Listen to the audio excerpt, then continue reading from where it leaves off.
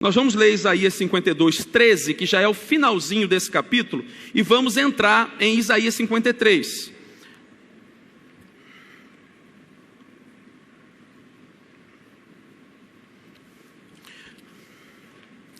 O título da nossa mensagem: Servo Sofredor. Isaías, capítulo 52, verso 13 em diante, diz assim: Eis que o meu servo procederá com prudência, será exaltado e elevado, e será muito sublime.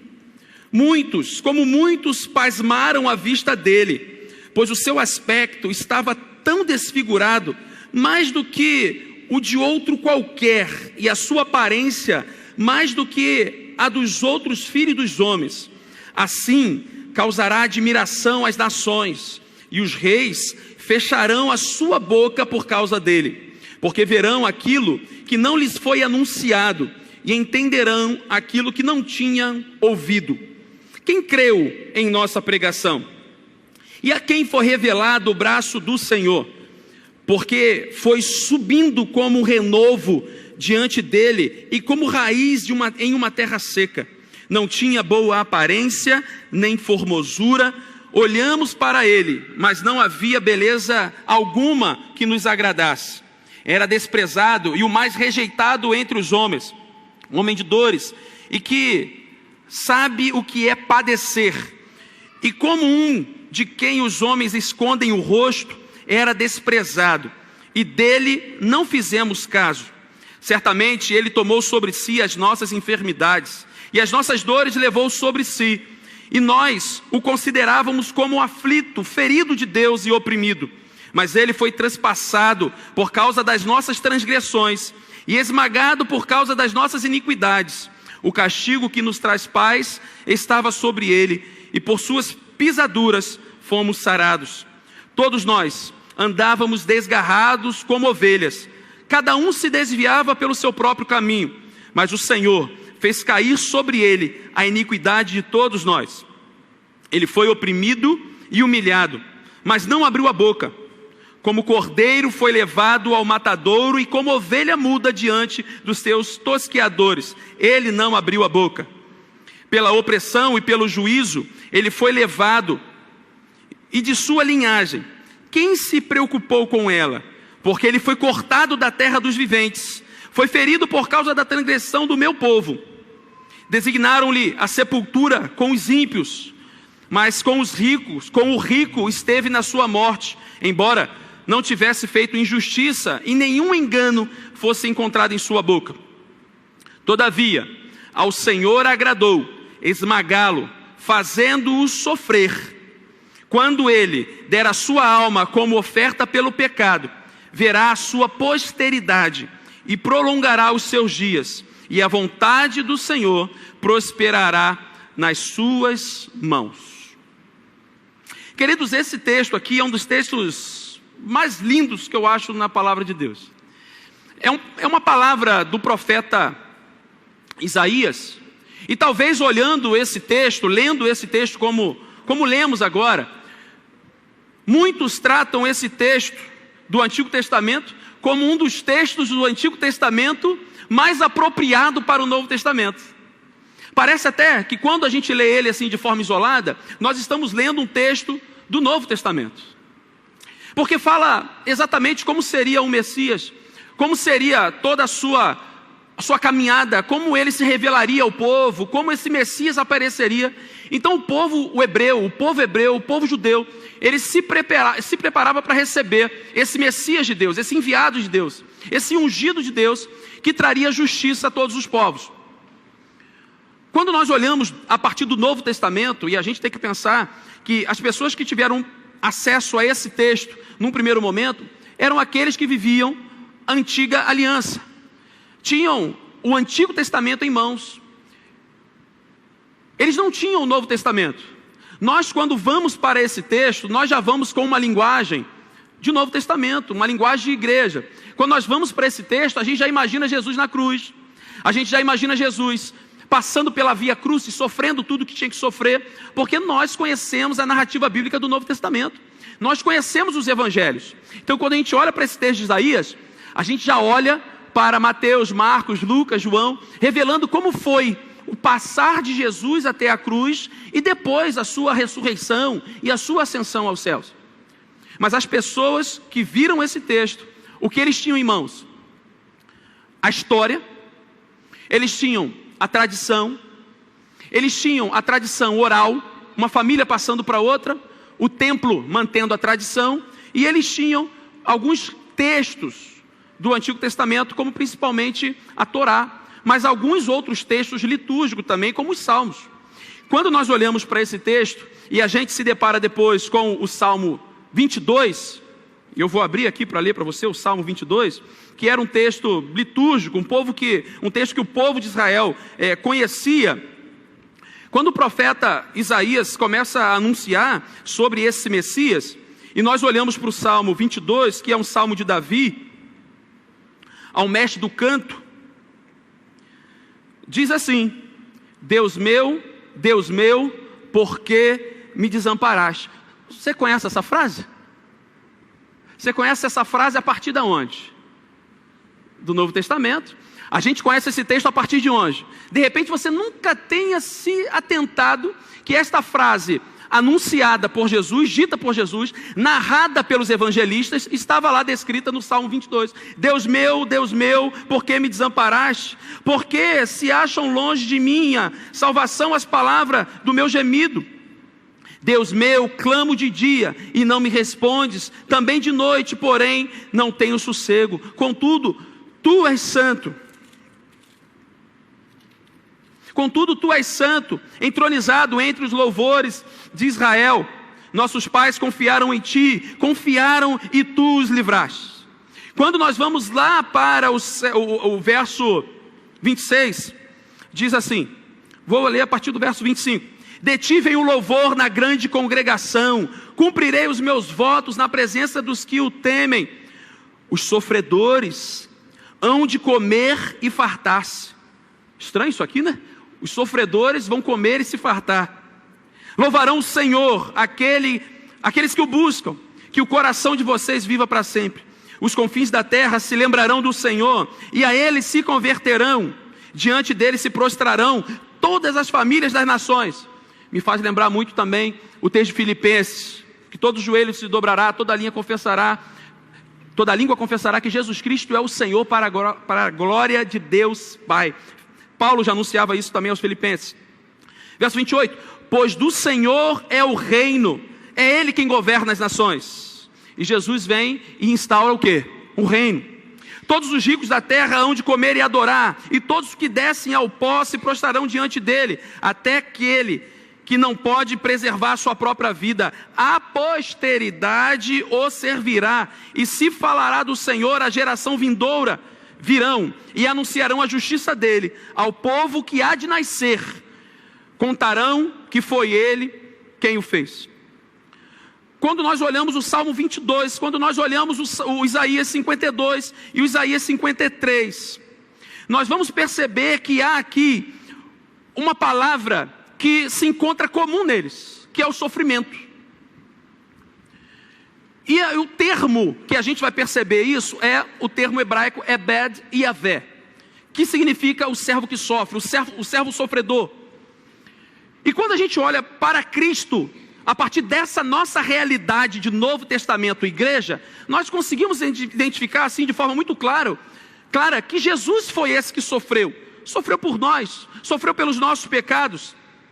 Mas quando Isaías vem anunciando esse texto, do capítulo 52, verso 13 ao verso 15, a gente vê esse texto a partir de uma visão dos espectadores que ficam perplexos com o que está acontecendo. Então, como que alguém de fora, olhando o que está para acontecer, ou o que está acontecendo no povo de Israel, Deus se revelando através do profeta e anunciando aquilo que seria. Mas quando nós entramos no capítulo 53, entra um segundo cenário. Pensando de forma pedagógica o texto, nós vamos perceber que ali é descrito o que sofreria, o que passaria o servo do Senhor. Uma perspectiva de quem está de fora e uma perspectiva de quem está dentro do contexto religioso e vai perceber que há um sofrimento para o Messias de Deus. Só que, queridos, quando nós chegamos no Novo Testamento, e desde esse tempo, quando a gente vai no Salmo 22 novamente, a gente vai perceber que Davi foi um homem empoderado. Davi foi um homem que errou, um homem que vacilou, um homem que cometeu muitos delitos, mas ele foi rei. E havia também uma perspectiva, uma promessa de que, a partir da linhagem de Davi, esse homem poderoso, esse homem, um rei, um homem endinheirado, um homem que tinha uma voz no meio do povo, a partir da linhagem de Davi, viria o Salvador. Então o povo que conhece Davi, conhecem a genealogia, a posteridade de Davi, Davi, Salomão, e vai prosseguindo, o que eles pensam? A partir de Davi, não virá um servo sofredor.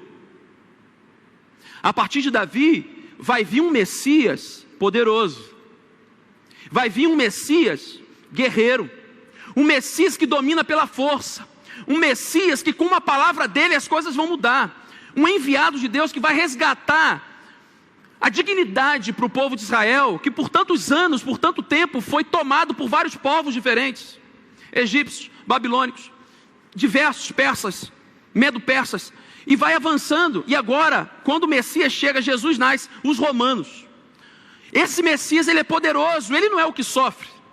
Esse Messias, ele é da linhagem de Davi, ele é o Filho de Deus, ele é coparticipante da criação, é o homem que com uma palavra muda todas as coisas. E quando a população, a humanidade, se depara com esse Cristo, esse Jesus de Nazaré, eles se deparam com um servo sofredor,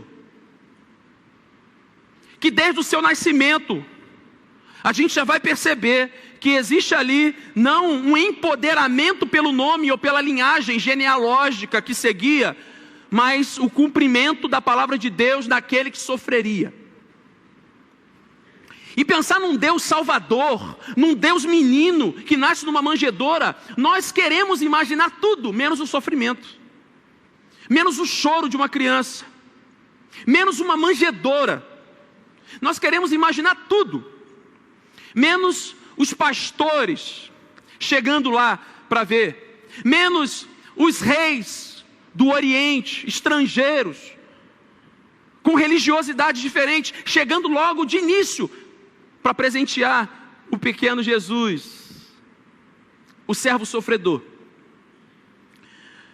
Mas voltando ao texto, a gente vai perceber que desde Davi, quando Davi vem, e o povo começa a perceber o que era um homem empoderado, um homem com voz, um homem com influência, o povo criou uma expectativa.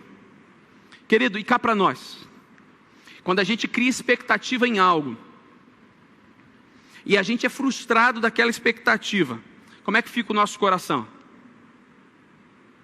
Quando alguém promete algo para a gente, aquela coisa não acontece. Ou quando da nossa cabeça mesmo, a gente vai criando uma expectativa muito grande em alguém, em uma coisa, e as coisas não acontecem, há um abatimento do nosso coração. Parece que a nossa esperança, ela vai se diluindo com o decorrer do tempo. Frustração, expectativa criada e quebrada. Nós somos assim. E o povo de Israel, que esperava o Messias, os judeus que esperavam o Messias da linhagem de Davi, quando eles se deparam com essa profecia de Isaías, não pode ser ele. Não pode ser ele. Mas Jesus vem, e ele é exatamente desse jeito. O servo que sofre, o servo que está ali diante deles. E nós vamos aprender que o servo sofredor, a partir desse texto, é aquele que traz esperança e renovo para o cansado e para o aflito. Querido, talvez se Jesus viesse como esse Messias político, como esse Messias empoderado, esse Messias que tinha uma espada, esse Messias que mataria todos os romanos e devolveria o poder ao povo de Israel, para aqueles homens que estavam ali esperando essa ideia de Messias, o problema teria se resolvido. Mas até hoje, numa perspectiva religiosa, alguns ainda estão esperando esse Messias, que não virá esse Messias. O Messias que veio, o Messias enviado de Deus, foi o servo sofredor. E para nós que às vezes estamos numa caminhada, nós que temos às vezes a esperança de que algo vai acontecer, nós que às vezes vamos criando na nossa mente uma ideia de que agora eu vou me entregar para Jesus, e por Ele ser esse Deus poderoso eu nunca mais vou sofrer. Querido, Jesus sofreu.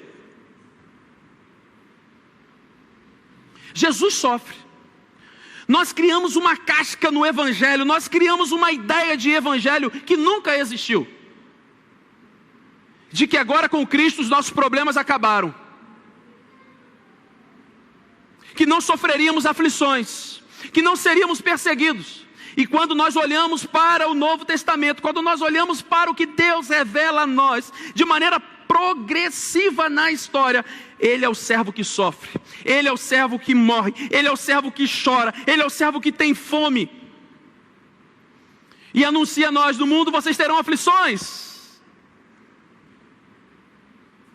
Pai, eu não peço que os tire do mundo, mas livra-os do mal. Querido, nós temos a convicção que em Cristo somos mais do que vencedores, amém? Você crê assim? Mas isso não faz com que a gente perca as pessoas que a gente mais ama. Isso não impede da gente perder o emprego. Isso não impede da gente dar aquela topadinha no pé da mesa de vez em quando. O servo sofredor, esse título atribuído a Jesus, é aquele que vem para a história, se faz homem entre nós, para resgatar a esperança e renovar o nosso coração. Quando nós olhamos para Isaías 53, verso 2, diz assim: porque foi subindo como um renovo diante dele, e como raiz em uma terra seca. O que é terra seca? Queridos, o povo perdeu a fé, o povo perdeu a esperança, o povo perdeu a vontade de sonhar. As pessoas perderam o gosto de ser igreja. O povo perdeu o contato com Deus. Como se estivesse numa terra seca. E uma terra seca é muito difícil de nascer algo. Não tem ali um renovo. Isaías vai declarar através da sua profecia que ele nasce como numa terra seca, para ser renovo. O nosso coração precisa às vezes, mesmo que destruído, precisa desse renovo para voltar a respirar um verdadeiro e genuíno evangelho de Cristo. Quantas vezes nós não temos vontade de orar, quantas vezes nós passamos pelos traumas, quantas vezes nós passamos por uma ideia de evangelho que não é, e o nosso coração precisa trazer essa esperança novamente, para perceber que Deus está conosco, mesmo na hora da nossa aflição.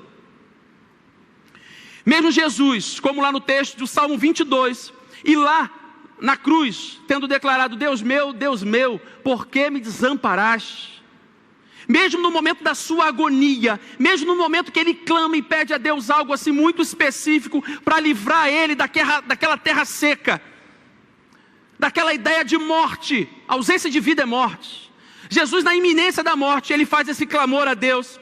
Ele ouve um silêncio ensurdecedor. E tem silêncios de Deus às vezes, querido, que a gente está clamando, e parece que Deus não está ouvindo, e aquilo incomoda o nosso coração.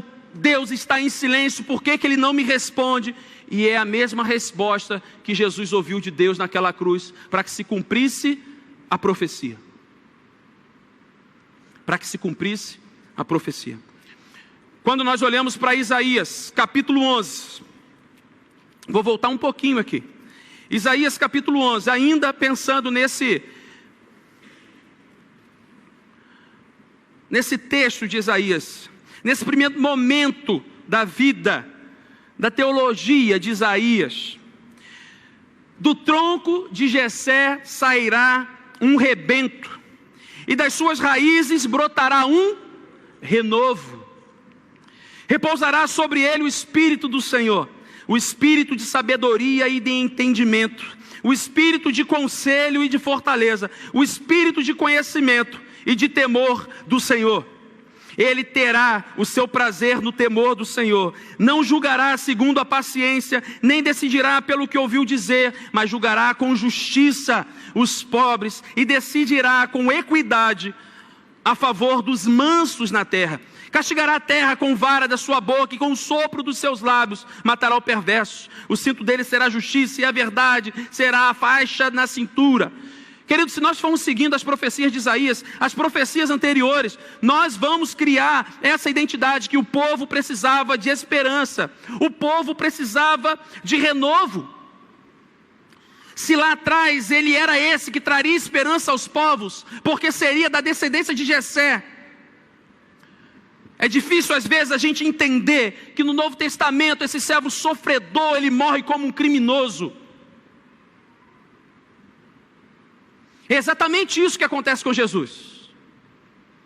Ele é acusado de vários delitos, como um criminoso, onde o povo prefere soltar Barrabás, onde ele está ali, naquela cruz, ao lado de mais duas cruzes, e dois homens que foram punidos pelo que fizeram.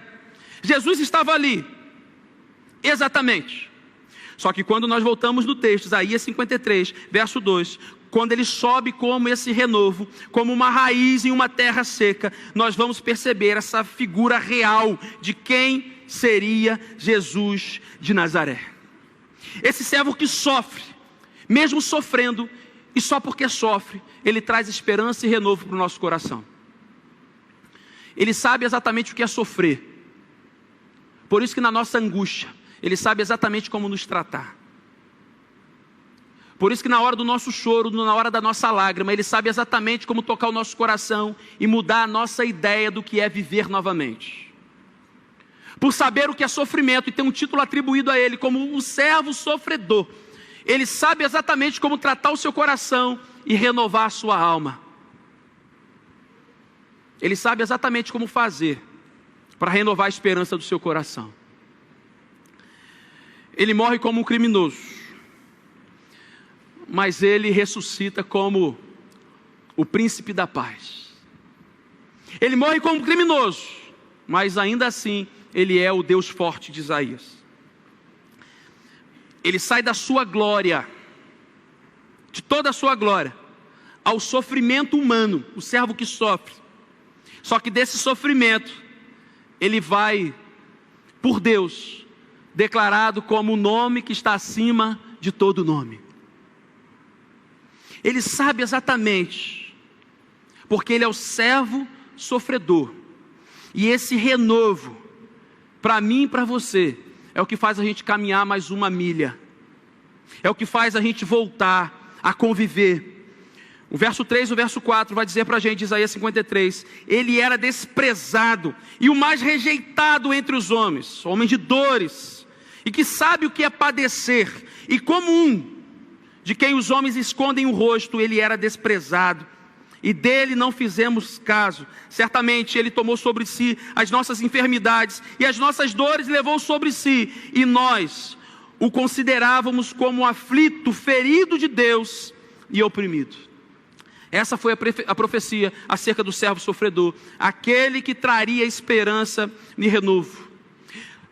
Mas além disso, esse servo sofredor, ele é exatamente aquele que Isaías, já numa perspectiva totalmente diferente do seu mundo de Novo Testamento, começa a falar de salvação. No Novo Testamento é muito comum a gente pensar em salvação, porque nós exatamente sabemos o que é a salvação em Cristo Jesus, do que ele nos salva. Nós sabemos exatamente qual é a ideia do arrependimento. Nós sabemos exatamente o que é a ideia do reino de Deus. Nós sabemos o que é a ideia do reino eterno. Só que esse povo do Antigo Testamento ainda não tinha essa ideia do que é salvação. No verso 5, mas ele foi traspassado por causa das nossas transgressões e esmagado por causa das nossas iniquidades.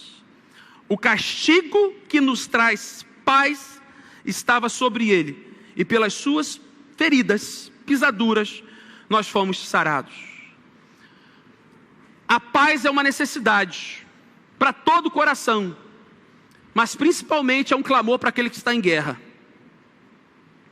A paz é um ambiente que todos nós queremos estar. Nós queremos estar em ambiente de paz, sim ou não?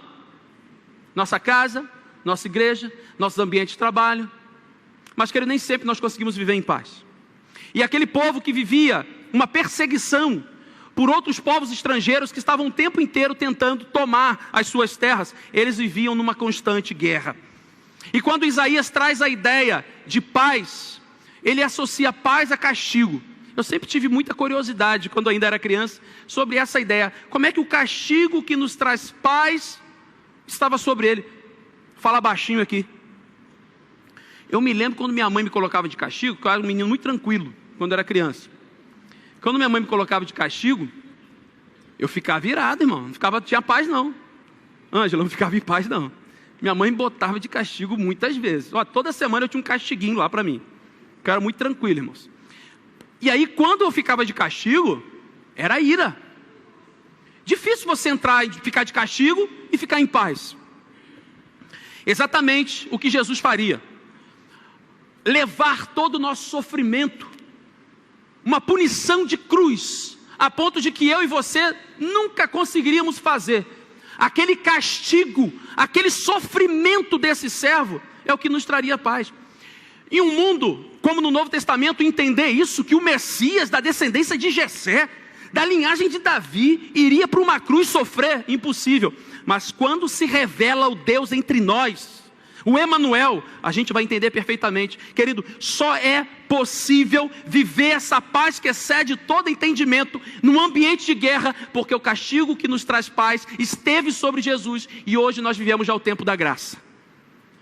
Se hoje o seu coração pode entrar em paz, se hoje Ele cura eu e você da enfermidade física, emocional, espiritual, é porque Jesus cumpriu o plano. Ele foi o servo que sofreu. Às vezes nós entramos numa crise existencial, como se nós tivéssemos que pagar alguma coisa para ter salvação, querido. O que foi pago já foi pago, o castigo que nos traz paz estava sobre Ele, e por suas feridas nós fomos sarados.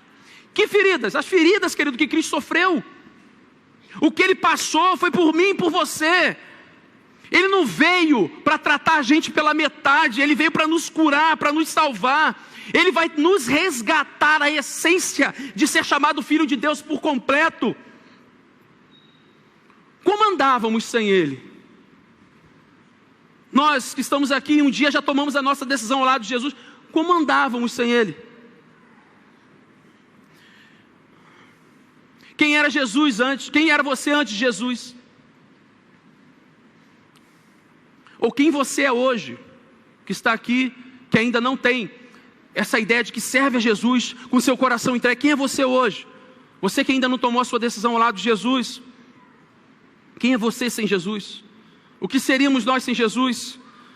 O versículo 6 desse texto vai dizer: todos nós andávamos desgarrados como ovelhas, cada um se desviava pelo seu próprio caminho, mas o Senhor fez cair sobre ele a iniquidade de todos nós. Nós andávamos, agora que caminhamos ao lado desse servo que sofre, Jesus de Nazaré, esse servo que se entregou por nós, nós temos um caminho a seguir. João vai declarar de forma muito linda: eu sou o caminho, a verdade e a vida, ninguém vem ao Pai se não for por mim. João vai registrar essa fala de Jesus. Ele é o caminho, Ele é o caminho, Ele é a verdade, Ele é a vida. Esse servo sofredor é aquele que nos salva, e nos salva por completo. Salva do meu eu carrasco, salva das minhas iniquidades, salva dos meus anseios que ultrapassam aquilo que Deus quer para mim, salva das minhas vontades, dos meus ímpetos carnais, ajusta o meu caminho e o seu. Mas ainda assim, Isaías, ele vai dizer que esse servo sofredor, ele nos indica esse caminho. O verso 8 vai dizer assim para nós: pela opressão e pelo juízo ele foi levado, e de sua linhagem, genealogia, descendência, quem se preocupou com ela? Porque ele foi cortado da terra dos viventes, foi ferido por causa da transgressão do meu povo. Há uma angústia no coração de algumas pessoas quando, no final da vida, ela vai perceber que já não tem o irmão, a irmã, o pai, a mãe, a avó, e às vezes ela se vê sozinha. Mas ainda assim ela tem um filho, uma filha, que vai seguir a família, o nome, o DNA, a genealogia.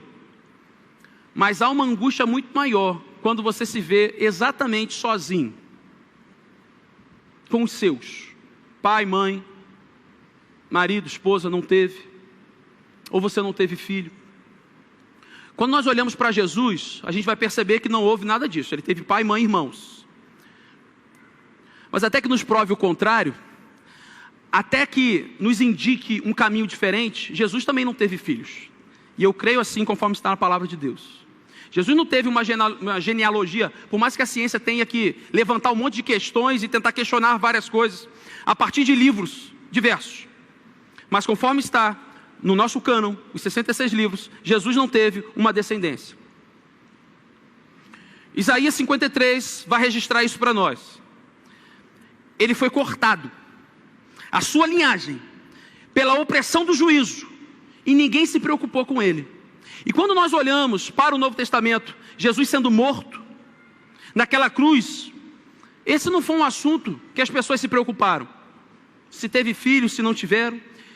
Se foi uma preocupação daquela época, não ficou registrado em nenhum momento. Não tem nenhuma comprovação científica nem histórica. Mas isso já estava registrado numa profecia, Isaías 53.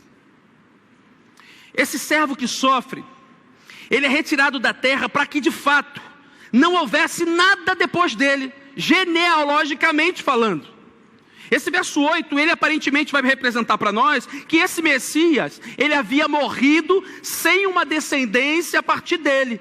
Mas no verso 10, o cenário muda. Todavia, ao Senhor agradou esmagá-lo, fazendo-o sofrer. Por isso é o servo sofredor.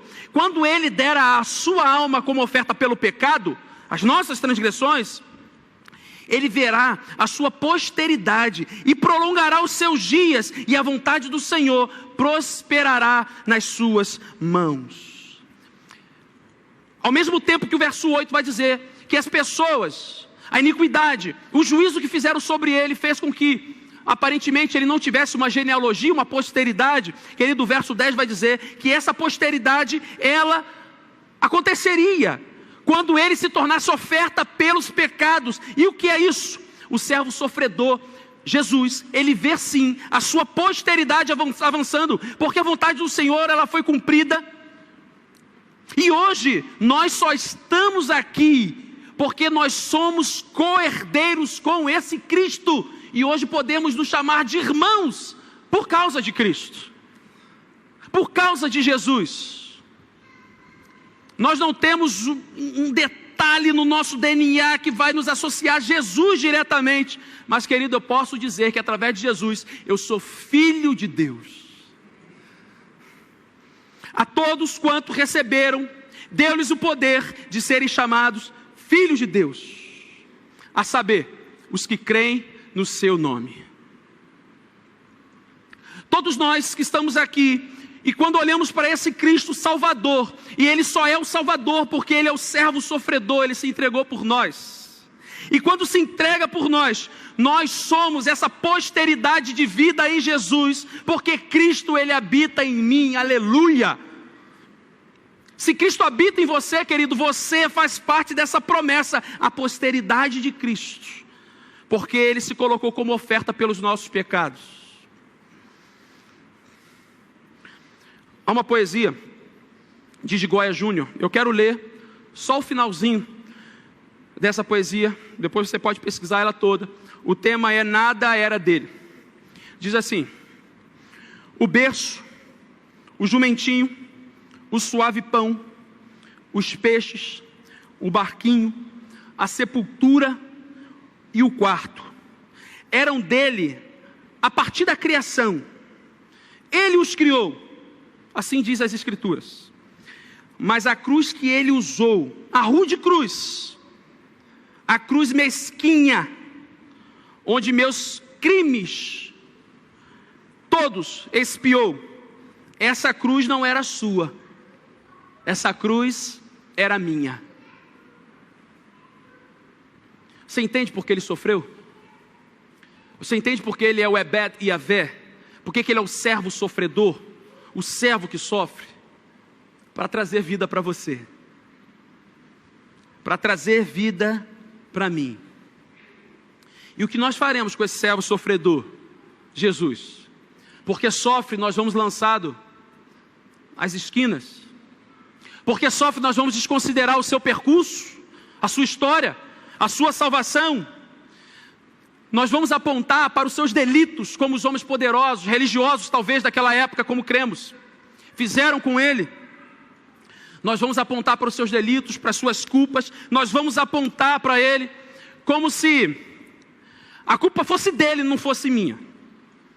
Nós vamos rejeitar essa esperança proposta pelo servo sofredor. Nós vamos rejeitar essa salvação. Nós vamos rejeitar esse renovo. Nós vamos rejeitar a vida eterna. Ou nós vamos acolhê-lo dentro do nosso coração. Como a música cantada, a poesia cantada, como o texto de Apocalipse diz: eis que estou à porta e bato. Eis que estou à porta e bato. E quem bate é o mesmo que sofreu, que vive e que reina.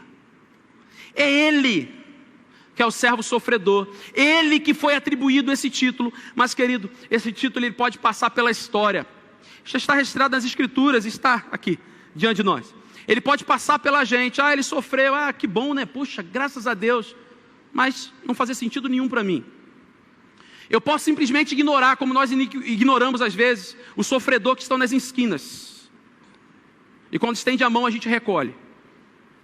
A gente pode ignorar como qualquer pessoa que a gente ignora no dia a dia. Mas querido, a partir do encontro com esse Jesus, a nossa perspectiva de sofrimento muda, a nossa ideia de reino muda, e o nosso coração, a nossa metanoia, o nosso ser precisa mudar por completo, porque ele não salva apenas áreas da nossa vida, ele salva você, ele me salva por completo. Esse servo sofredor sofreu no seu lugar. E você que está aqui, meu irmão, nesta noite, você que está aqui, minha irmã, nesta noite, a gente cria às vezes uma expectativa muito grande do que é o Evangelho, muito daquilo que a gente ouve aí fora, muito promovido pelos falsos profetas, muita ideia do que temos de prosperidade, de muito poder. Isso não se alinha com aquilo que o servo sofredor nos ensina na sua palavra, Jesus de Nazaré. E quem nós vamos receber no nosso coração? Um Cristo poderoso, que nos dá uma espada na mão para buscar a nossa salvação? Ou aquele que sofreu e tem a nos oferecer acolhimento, cuidado e paz? Que nos dá a oportunidade de sermos chamados filhos de Deus através do seu nome. Aquele que nós, no secreto, podemos orar em seu nome. Que o Pai, em secreto, também nos recompensa. Aquele que não nos dá um poder no nosso nome para orarmos ou decretarmos algo, mas toda a nossa oração deve ser em nome de Jesus. Em nome de Jesus. E que todavia seja feita a sua vontade, não a minha. Esse servo que sofre, ele é o Senhor da igreja. E ele é o Senhor desta igreja. Não tem nenhum outro Senhor nessa igreja senão ele. Nenhum. E é ele que quer um contato genuíno conosco e quer nos chamar de filho nesta noite. O que você vai fazer com esse Ebed Yavé, com esse servo sofredor que se entregou por você? A minha oração nesta noite é que você se entregue para ele por completo. Se você está distante de Cristo, que nessa noite o amor dele tenha te alcançado, através do mover do Espírito Santo na sua vida. Se você um dia caminhou com as suas próprias forças, que nesta noite você tenha encontrado força no poder de Deus e no nome que está acima de todo nome. Que você nessa noite reconheça que só há um Senhor para a sua vida, aquele que sofreu, morreu, ressuscitou, reapareceu aos seus discípulos, nos ensinou como seria a igreja, ascendeu aos céus, está à destra do Pai, e aguarda o dia em que virá e buscará uma igreja santa, com vestes limpas, preparada para viver a boda do Cordeiro. Você estará lá? Eu quero orar por você.